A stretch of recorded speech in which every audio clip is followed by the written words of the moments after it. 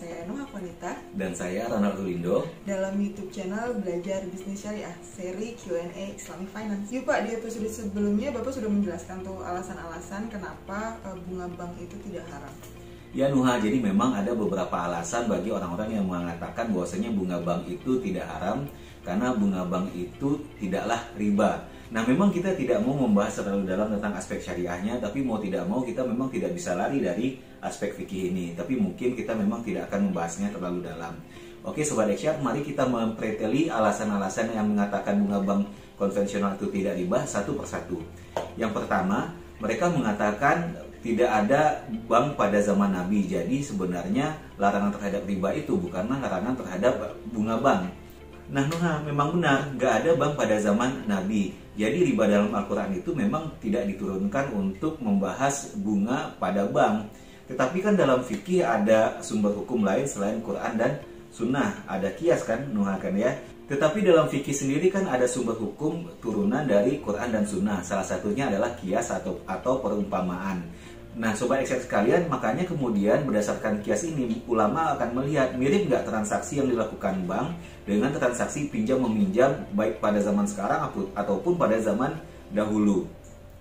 Nah karena dasarnya bank itu juga memberikan pinjaman kemudian mengenakan tambahan, atau ketika si peminjam terlambat membayarkan kembali pinjamannya, kemudian si peminjam wajib dikenakan bunga atau penalti, ya kurang lebih larangan-larangan seperti itu kan memang larangan-larangan tentang riba dalam Quran dan Sunnah. Jadi sudah jelas sebenarnya, walaupun memang yang tidak ada bank pada zaman Nabi, tapi praktek bank itu sendiri kurang lebih sama saja dengan praktek pinjam meminjam dengan tambahan yang dulu juga dipraktekkan pada zaman Nabi Rasulullah Shallallahu Alaihi Wasallam. Betul Pak, kalau itu sudah jelas ribanya, jadi kayaknya tidak perlu diperdebatkan. Nah, kalau kita sudah sepakat di alasan yang pertama, mari kita masuk ke alasan yang kedua. Nah, ada yang bilang bahwasannya larangan riba itu berlaku pada individu, bukan pada organisasi. Tapi ini sebenarnya mirip-mirip juga alasannya dengan alasan yang pertama tadi, bawa-bawa sejarah. Tapi kembali juga di sini kita lihat, walaupun larangan tersebut jatuhnya pada individu, bukan pada organisasi, apalagi zaman dulu belum ada bank, dilihat saja maksud larangan tersebut apa sebenarnya. Nah, esensinya sama nggak ya? Yang esensinya kan sama sebenarnya. Baik bank atau individual yang memberikan pinjaman dengan tambahan alias riba itu tadi, itu kan menimbulkan ketidakadilan. Nah, makanya riba itu dilarang baik siapapun yang melakukannya. Iya Pak, betul Pak, mau organisasi mau individu ketika itu ada pinjam meminjam dan disyaratkan tambahan pada awal, itu sudah jelas ribanya ya Pak. Betul Nuha, tapi ada lagi nih yang menyambung.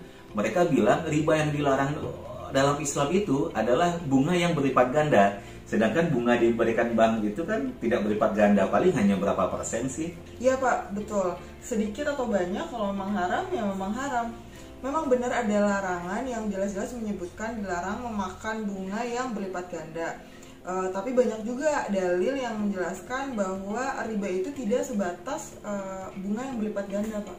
Iya betul sekali Nuha. Lagian riba itu kan bukan hanya dalam utang piutang saja, dalam jual beli juga. Nah dalam jual beli seperti kasus Bilal bin Rabah tadi yang menukar satu sak kurma kualitas tinggi dengan dua sak kurma dengan kualitas rendah, apakah di situ Bilal mengambil keuntungan yang berlipat ganda? Belum tentu kan? Karena tujuan dari pelarangan riba itu tadi adalah mencegah terjadinya ketidakadilan, mencegah terjadinya kezaliman. Jadi mau berlipat ganda atau tidak, sedikit ataupun banyak, kalau ada yang merasakan kalau itu bisa merugikan seseorang, itu sebenarnya dilarang. Nah Nuha, ngomong-ngomong soal ada yang dirugikan, kemudian ada lagi alasan yang mengatakan bahwasanya kenapa harus ada bunga di bank pada zaman sekarang? Karena jual beli saat ini itu menggunakan uang kertas, bukan menggunakan emas. Loh, apa hubungannya Pak? Ya, jadi kalau emas itu kan nilainya relatif stabil ya. Jadi kalau zaman dahulu kalau pinjam meminjam itu menggunakan emas, ketika emasnya itu dikembalikan, ya nilainya kurang lebih sama.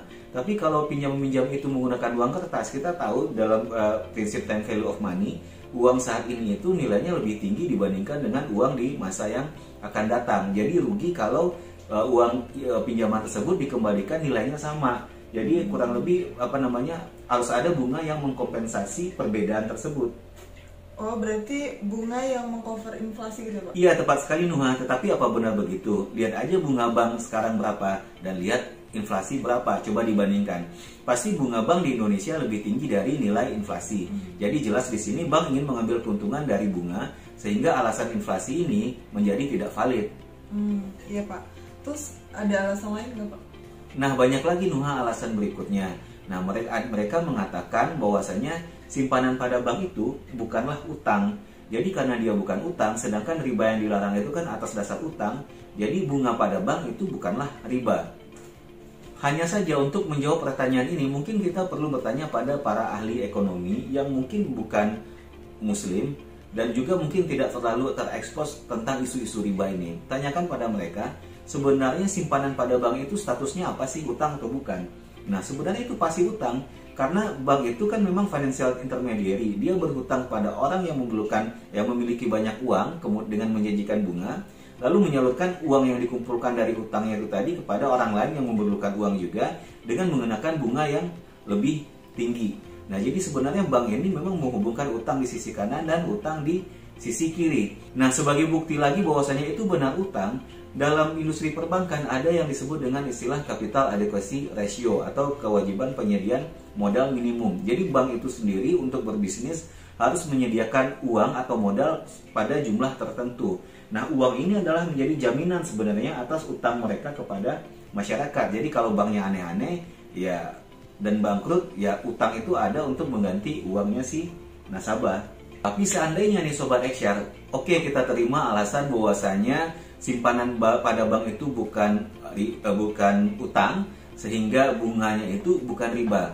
Hanya saja kembali, jangan lupa, bank itu kan ada dua sisi, pengumpulan dana dan penyaluran dana. Nah, bank itu menyalurkan dana dalam bentuk pinjaman dan bank mengenakan bunga, yang itu kan jelas ribanya kan. Nah, kalau kita mencatat sebagai pihak yang mencatat riba saja, dosanya sama dengan yang memakan riba, apalagi menjadi pihak yang mendanai riba. Jadi sudah jelas mau dia utang atau tidak utang pun, yang jelas uang kita di bank itu digunakan untuk menyalurkan kredit yang menggunakan sistem bunga. Jadi sudah jelas itu riba, clear and. Iya Pak, benar banget. Banyak yang nggak sadar tuh Pak. Mereka bilang ketika taruh di bank konvensional, bunganya itu mereka nggak diambil. Bahkan tiap bulan mereka juga saldonya terpotong karena biaya administrasi yang itu lebih besar dari bunganya. Tetapi yang tidak mereka sadari adalah dengan tetap menggunakan bank konvensional, mereka telah mendukung praktek riba yang sebenarnya.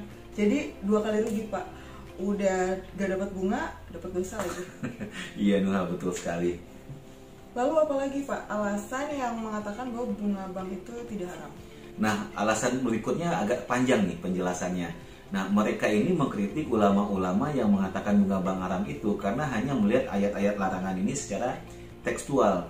Nah, mereka bilang seharusnya kita melihat larangan riba ini secara kontekstual. Kita harus lihat dulu bank itu memberikan manfaat yang banyak dari sudut pandang ekonomi. Jadi seharusnya ketika ulama itu ingin menentukan apakah bunga bank itu haram atau tidak, mereka jangan melihat tekstual, tapi yang dilihat adalah sudut pandang manfaatnya dari terutama dari perspektif maqasid al-syariah. Lah, bukannya secara maqasid syariah bunga itu lebih banyak mudaratnya ya Pak? Betul sekali Nuha. Uniknya ulama yang mengatakan hal ini sendirinya justru menyerahkan pendapat tentang bunga bank haram atau tidak ini kepada para ekonom. Nah, mereka melihat biarlah ekonom yang menilai manfaat dari bunga bank itu sendiri. Nah, di sini mungkin kita harus membahas dengan lebih dalam bahaya bunga dalam sudut pandang ekonomi. Oke Pak, jadi nggak sabar nih untuk mendengar penjelasannya selanjutnya. Tapi mungkin kita break sejenak dulu Pak, supaya Sobat Eksyar ini lebih meresapi apa penjelasan-penjelasan yang dijelaskan tadi Pak. Oke, Sobat Eksyar, itu tadi penjelasan yang diberikan terhadap alasan-alasan orang yang mengatakan bahwa bunga bank itu tidak haram. Pada sesi selanjutnya, kita akan membahas bahayanya bunga dari sudut pandang ekonomi. Jadi stay terus di YouTube channel ini ya. Sampai jumpa.